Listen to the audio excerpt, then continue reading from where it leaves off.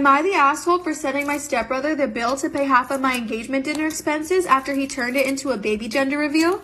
Me and my stepbrother Ethan met when we were very young. He grew up being very competitive towards me and acted like we were in a race. For example, he got married on my mom's death anniversary. Years later, he seemed to be mature and respectful. He wants me to be an aunt for his future kid as he and his wife are expecting. Days ago was my engagement dinner and it was held in a prestigious restaurant that cost me and fiance Morgan money. Ethan and his wife showed up unexpectedly and they congratulated us. Ethan finished his drink and then announced the gender of his baby. He said, "We just found out it's a boy, everyone." Story time about this girl who faked being Latina. So there was this girl who went to my school. Let's call her Sarah. Sarah is the queen of lies. In every subject we talk about, Sarah always, and I mean always, comes up with a lie that has to do with her life. Here's an example. What if we're talking about Tom Holland? She'd just come in and say, "Oh yeah, Tom Holland is my dad's friend. I met him once." You know, these types of lies. Another one is when she told everyone she's Latina. It was lunchtime in school and we were talking about where we went for the summer. Sarah tells us that she went to Spain and she started telling us on what she did there and says that she's 50% Latina. She also said that she lived in Spain for 6 years, and if there is any person who lived in Spain for 6 years, they must know how to speak Spanish. And then my friend Kayla asked her, what does good morning mean in Spanish? We all know it's buenos dias. And my friend Kayla asked Sarah, what does good morning mean in Spanish? And then Sarah looks at us, looks back at her food, and said, "I don't know, I'm still taking Spanish lessons." And we just look at her, that she doesn't even know what good morning means in Spanish. If she had lived in Spain for 6 years, she would have known what it meant. I don't know how, but that incident has spread around the entire school. Every person that walks past Sarah just says, "Buenos dias," basically teasing her about not knowing what good morning means in Spanish. And then Sarah didn't show up to school for 3 days after that. And oh boy, we haven't even gotten to the crazy part. The 3 days pass and Sarah comes back to school. As soon as she walks into the class, everyone's eyes was on her. She came up, sat in her seat, and this lady showed up to school. Story time of how I found out that I was pregnant with my stepbrother's baby. So basically I was 16 at the time and my mom didn't let me date. So I had to keep dating this guy a secret from my mom. And every weekend this guy would come over and she was dating him, but she didn't think that we were ready to meet his kids yet. Okay, so to be able to hang out with my boyfriend, me and him both told our parents that we were going to a friend's house. And my best friend's mom does not care what she does, so me and him would both always go there. So about a year into dating this kid, me and him were both tired of keeping it a secret from our parents.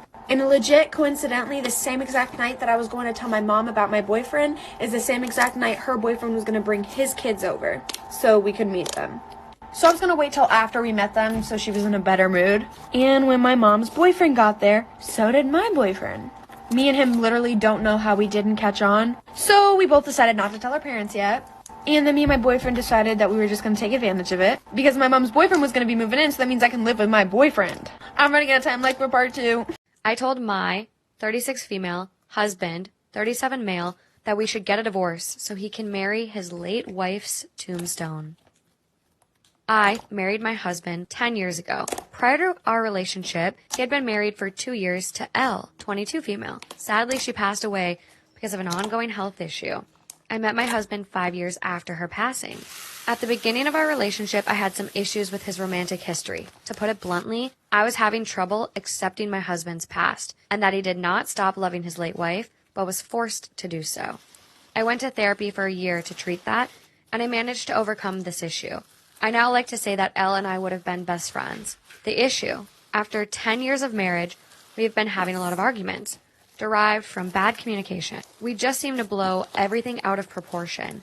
About 3 months ago, every time we have an argument, he takes the car and goes away for hours. When I asked where he went, he told me he, quote, Am I the asshole for marrying my sister's baby daddy? I, 36-year-old female, and my sister, 29 female, got pregnant when she was 18 years old. I am infertile and knew I couldn't have kids, so when my sister said she was giving her baby up for adoption, I decided to be her mom. My sister went no contact 5 months after giving birth. For a bit of background, my sister got pregnant by a one-night stand and she apparently didn't remember or know the father at the time of birth, but when my daughter V was born, a man T, 35, messaged me on social media claiming to be the father of my child. My sister had run into him at a club and drunkenly confessed to the pregnancy. We met up, he bonded with his daughter, and well, that man is now my husband of 7 years.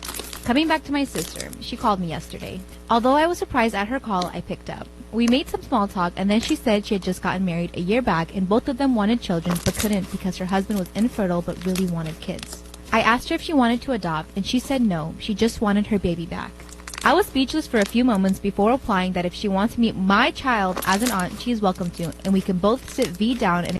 Am I the asshole for marrying my sister's baby daddy? Am I the asshole for telling my husband that since he did not help funding my mother's healthcare, I will do with the inheritance what I want? My brother and I just got the estate in order and each of us is going to get a somewhat considerable figure since my mom had some properties. This morning my husband told me he wants to sell my part of the inheritance so we can make some non-vital house repairs and possibly go on vacation. I laughed more out of anger than anything else and told him that he had no right to suggest how to make use of the inheritance that my mother left when he refused to even pay half of her medical bills. He called me an asshole and went to work. His sister called me and said I was irrational and said that since I was living off his money, I have no right to demand money from him. That the inheritance gives me the opportunity to return some money. Would I be the asshole if I got my younger sister's college scholarship revoked? I am 21 and have been an avid writer my entire life.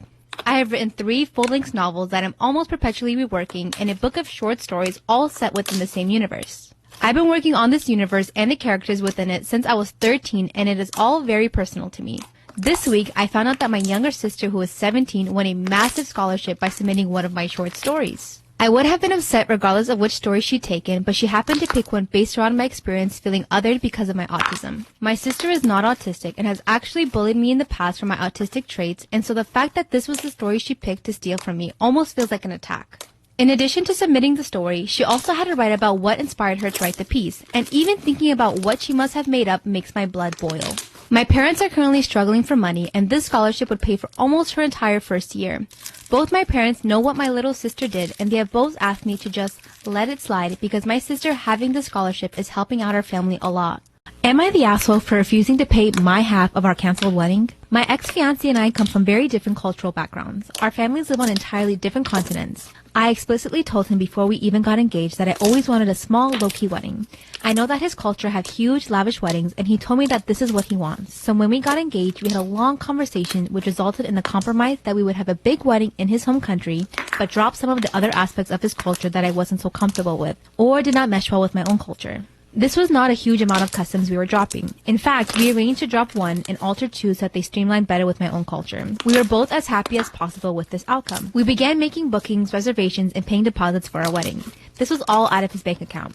This is because we did not have citizenship in each other's countries, so it was far less complicated for everything to be paid from one account of the same country. The intention was that after we get married, it would be much easier to get citizenship, and once citizenship was approved, we would merge our finances, and at this point would not matter who had paid for the wedding, since all of our money would be together. Am I the asshole for making my brother leave after he brought his kids to my child-free wedding? My wife and I got married days ago. We decided the wedding will be child-free. We thought this was the best option considering several factors from budget to keeping the order, etc. Everyone got an invitation, but my biggest concern was how my brother Ramsey, 36, was going to react. Ramsey married young and has 4 kids that he takes everywhere he and his wife goes. They're always there at every family event. The kids are grade A hyperactive to say the least. I gave Ramsey the invitation in person, and he read it out loud in a sarcastic tone and then said, "Child-free, huh?" I nodded, and he got somewhat mad saying, "Are you serious? But my children have never been excluded from any big or small event, let alone their own uncle's wedding." I said, "Sorry, but it's already been decided, and everyone had to follow the rules, not just him." He started off for a minute, and then to my surprise, he said, "I totally get it, man. No children means no children. No worries." I was glad he didn't start an argument over it and seemed to accept the rule. The day of the wedding came, and Ramsey and his wife didn't show up until shortly before the ceremony began. My best man noticed that Ramsey had arrived and had all his kids with him. I was legit mad, and I went to... Am I the asshole for keeping tampons and pads in a basket for my students? I'm 38 male and a father of 2 daughters. I teach high schoolers, and since we started off the school year, recently I've been noticing our female students have been having some issues, and it's hard for them to find tampons and pads when they need them. As a father, I understand that those are essential for women. I bought a bunch of tampons and pads and placed it in a basket in our class so our female students can grab one at any time. The whole class loves it and nobody says anything, and overall it's helpful. My colleague Susan, 60 female, thinks it's inappropriate that I have that for my female students and told me it's weird because I'm a male. Periods are natural and they happen, so I wanted to make it convenient for my students, and they love the... So when I was a sophomore in high school, I had this teacher who would only let the students in her class use the restroom one time per semester. Well, one day I raised my hand and I was like, excuse me, I don't remember her name, can I please use the restroom? And she was like, no you can't, because you've already used the restroom in my class this semester. Well, excuse me, you can't dictate my bladder. So I'm like all frustrated, and I started secretly texting my mom because I wasn't allowed to use my phone in class. And I was like, Mom, I'm sitting in class right now, my teacher won't let me use the restroom. And she was like, I'll take care of it for you. And I was like, okay. So like 5 minutes goes by, and all of a sudden my teacher's phone starts ringing, and she walks up to it and answers it, and she's like, hello? Yeah. Okay, thank you. And then she walks up to me like so angry, and she like slams the pass on my desk, and she was like, since you have to go that bad. And I was like, yeah, I really do, thanks. And I got up and left. I didn't even have to go to the bathroom. It was just the principle of it. I just roamed the halls. So growing up, one of my dad's biggest pet peeves was someone using all of the ice and not refilling the ice trays. The next time I come in here and there's no ice, somebody's gonna get it. Well, one hot summer day, I made myself a cold glass of water with some ice. Then I got distracted and forgot to refill the ice tray and put it back in the freezer. Several hours later, I went back into the kitchen to get a snack, and I seen the ice tray there. All of the leftover ice melted, and I just heard the garage. That means my dad is home. I had to think real fast, and I got an idea. I refilled the ice tray and put it back in the freezer. Then I went to the breaker panel and turned off the refrigerator. That way my dad is just gonna think that the power went out. A few minutes later, my dad was like, What's wrong with this fridge? I don't know, maybe the power went out. Or maybe you made the power go out. That way I wouldn't know about you not refilling the ice trays. Oh my goodness, he knows! How did you know, Daddy? Wait a minute, I was just playing. You really did that? Oh, you gonna get it? No!